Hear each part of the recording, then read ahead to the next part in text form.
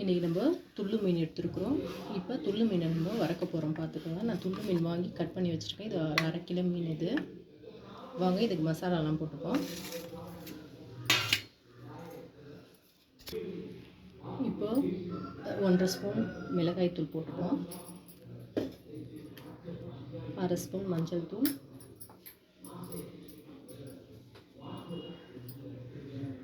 1 spoon cornflour மாவு. நான் புளி தண்ணி கொஞ்சம் எடுத்து வச்சுருக்கேன், அதுவும் இதில் ஊற்றிடுறேன். உப்பு போட்டுப்போம் தேவையான அளவு.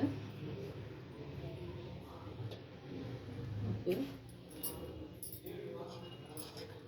2 ஸ்பூன் தக்காளி அரைச்சி வச்சுருக்கேன், 2 ஸ்பூன் போட்டுருக்கேன். இப்போ இது எல்லாத்தையும் நம்ம பெரட்டி விடுவோம். இது நல்லா கலக்கினோடனே நம்ம 1/2 ஸ்பூன் இஞ்சி பூண்டு பேஸ்ட் போட்டுப்போம். இது கூடயே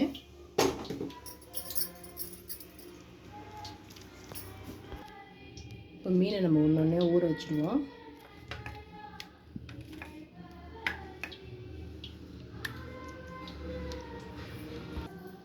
இப்போ நம்ம மீனை ஊற வச்சாச்சு மசாலாவில். இது 10 நிமிஷம் ஊறினோடனே நம்ம வரப்போம். பாருங்கள், மீன் நல்லா ஊறிடுச்சு. வாங்க இப்போ வறுத்துடுவோம். இப்போ நான் அடுப்பில் தவா வச்சுருக்கேன்.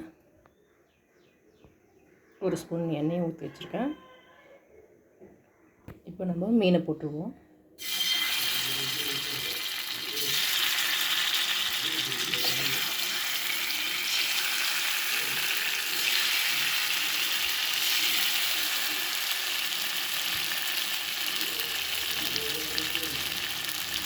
மீன் எல்லாத்தையும் போட்டுட்டோம்.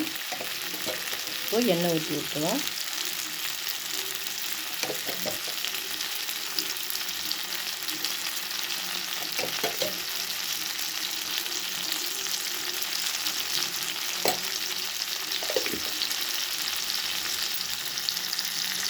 இப்போ ஒவ்வொரு மீனை நம்ம திருப்பி போட்டுப்போம்.